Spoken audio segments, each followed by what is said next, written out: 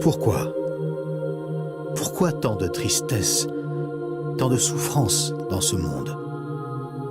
Maltraitance, trafic d'esclaves, famine engendrée par l'homme, dans des pays où règne l'anarchie, où chacun est en danger à cause de la violence de ceux qui ne s'intéressent qu'au pouvoir. Maladie, dépendance, famille détruite, violence gratuite, tremblements de terre, tsunamis, catastrophes naturelles, douleur, larmes et la catastrophe ultime, la mort. Tout le monde est concerné. Personne n'échappe à toute cette tragédie. Il n'en a pas toujours été ainsi. Au commencement, le Créateur a fait les cieux et la terre. Tout ce qu'il a fait était bon. Et au summum de sa création, il a placé le premier homme et la première femme. « Soyez féconds », leur a-t-il dit. « Multipliez et dominez sur ma création. Faites-en un paradis de louanges, de gloire et de paix avec vos enfants.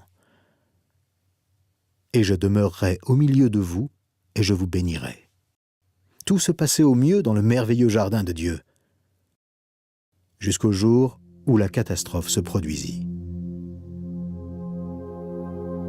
L'homme et la femme n'étaient plus satisfaits d'être ses serviteurs.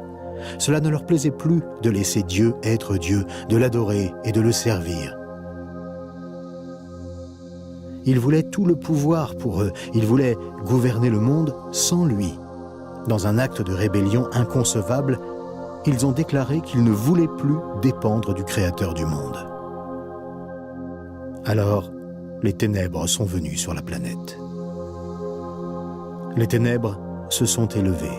L'humanité, après s'être rebellée contre le Créateur, n'a plus eu aucune connaissance de Dieu, plus aucune confiance en lui. Et l'homme a alors commencé à se fabriquer des dieux issus de son imagination, des dieux de bois et de pierre, des dieux qui ne parlent pas, n'entendent pas et ne voient rien. Des divinités capricieuses et cruelles. Les ténèbres ont tout envahi.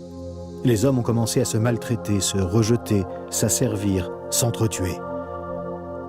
Les nations se sont mises à se faire la guerre. Partout, la justice a été jetée à terre.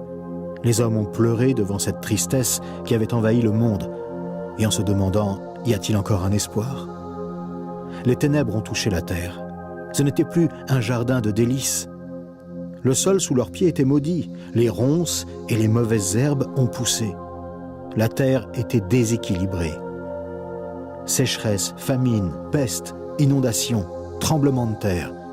Le monde était dans la souffrance et les convulsions, comme une femme en train d'accoucher. Les ténèbres sont entrées dans les cœurs. Honte, culpabilité, solitude, anxiété, désespoir et peur que plus rien ne puisse restaurer le monde à son état d'origine. L'obscurité et la mort étaient partout. Le Créateur l'a vu et en a été attristé. Le joyau de sa création, l'homme fait à son image, avait rejeté son amour. Malgré ses nombreuses invitations à revenir à lui, les hommes ont continué à se rebeller et à se construire un monde de chaos et de corruption. Mais le Créateur n'allait pas abandonner son objectif. Il aimait ceux qu'il avait créés. Il chercha alors un homme par qui il pourrait restaurer la terre, l'humanité entière, et la ramener à son plan initial, plan d'amour et de beauté. Et un jour, Dieu trouva cet homme. Il s'appelait Abraham. Abraham était un chercheur de vérité, et son cœur était troublé. Quand il regardait les temples de sa ville, dédiés aux idoles, il savait que toutes ces caricatures du Créateur étaient des mensonges, et que le vrai Dieu était différent, bien au-dessus de ces divinités locales qui se dressaient là, sans vie, devant tout le monde. Le vrai Dieu n'avait rien à voir avec ces représentations grotesques, fabriquées par des mains humaines et utilisées par les prêtres pour contrôler le peuple.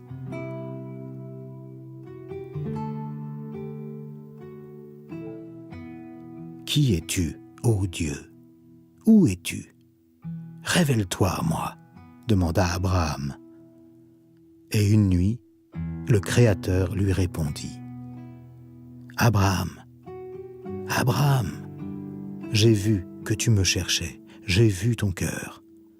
Alors je viens à toi. Je suis Dieu, le Dieu de toute la création. Quitte ta terre natale, ta patrie et la famille de ton père, et va dans le pays que je vais te montrer. Je te ferai devenir une grande nation. Je te bénirai. Tu deviendras quelqu'un d'important et tu seras en bénédiction aux autres, et par toi, je bénirai toutes les familles de la terre.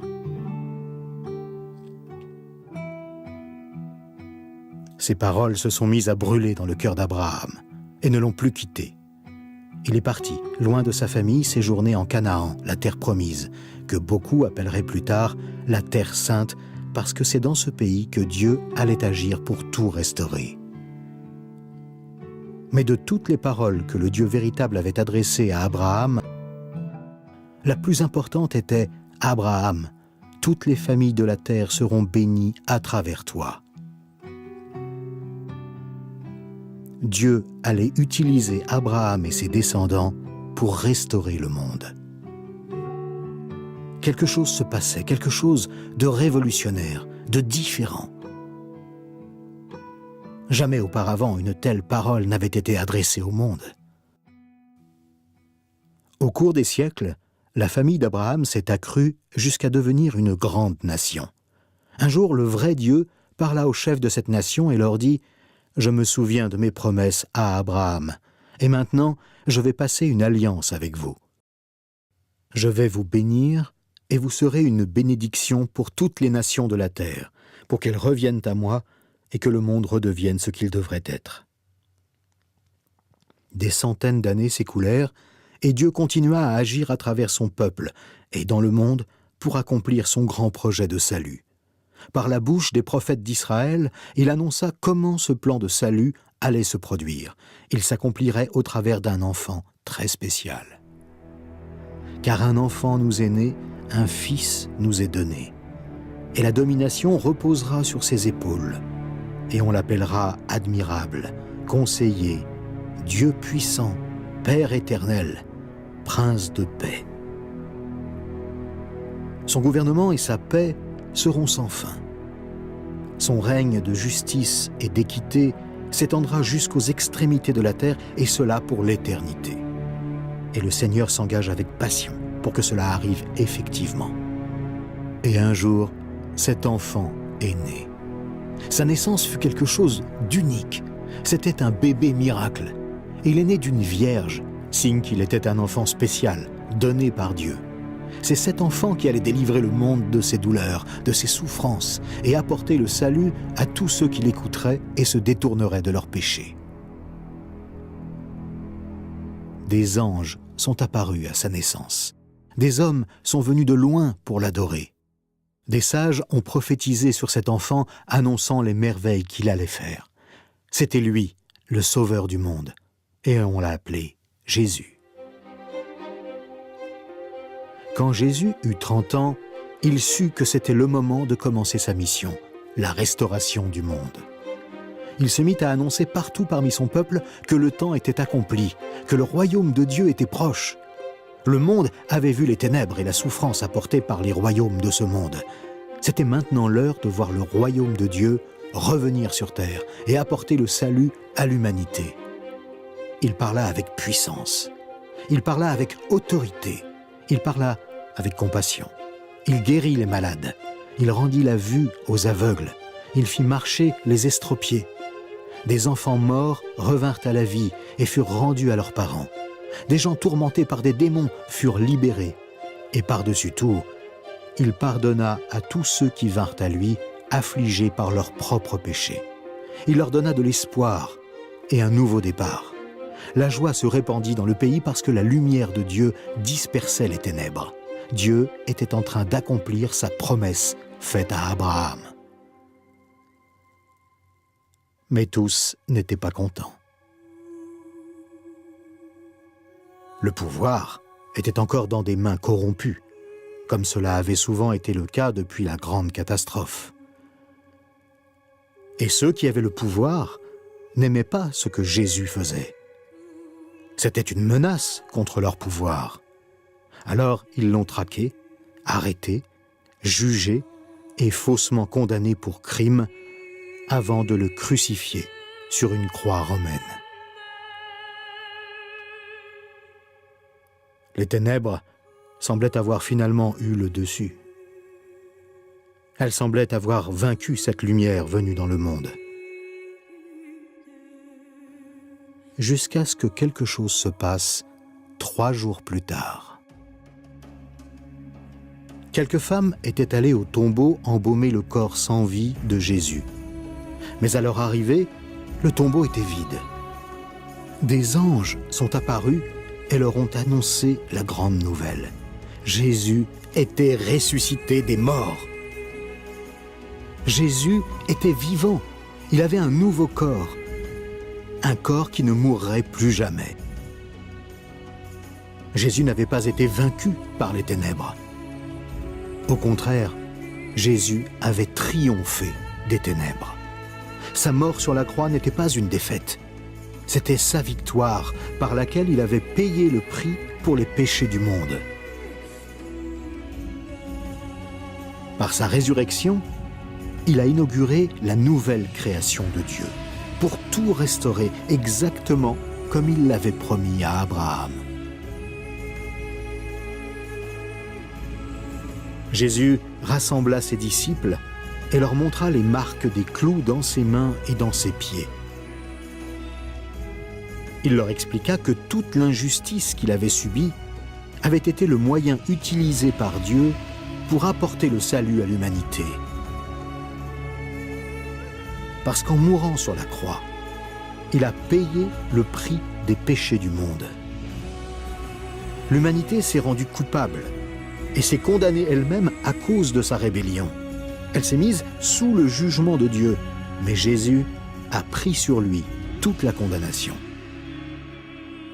L'humanité pouvait désormais être pardonnée de ses péchés et retourner à son Créateur. Plus besoin de sacrifice d'animaux pour les péchés, parce que le sacrifice définitif, le sacrifice de Jésus, a été offert. Il n'y a plus à redouter ce qui se passe de l'autre côté de la mort, parce que Jésus a vaincu la mort en sortant du tombeau. Celui qui avait guéri les malades et pardonné les pécheurs avait maintenant vaincu tous ses ennemis, et il était sorti du tombeau en tant que véritable Seigneur du monde. Puis, il a annoncé à ses disciples qu'il allait les envoyer à travers le monde pour une mission. Leur mission consistait à parler de lui au monde entier et à dire ce qu'il avait fait.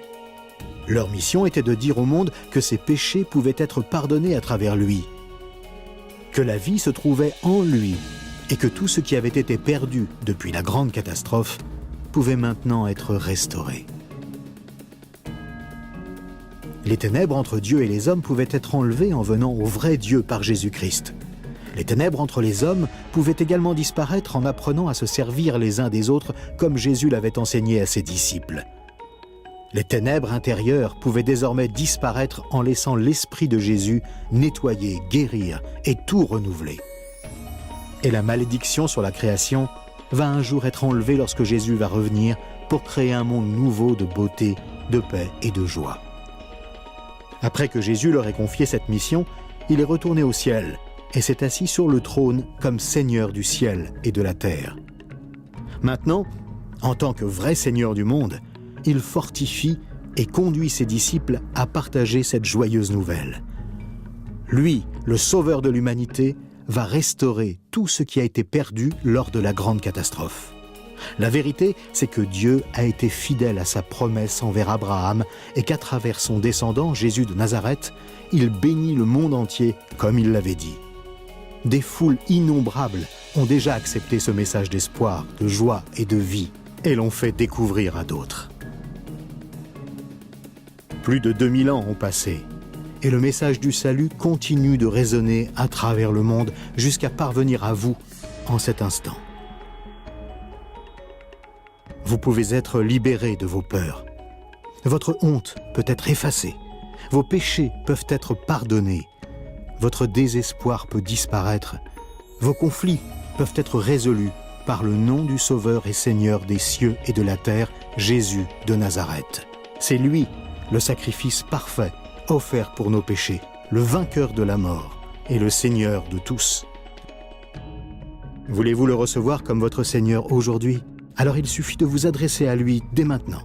Dites-lui que vous le reconnaissez comme votre Seigneur. Puis partagez avec d'autres cette formidable nouvelle.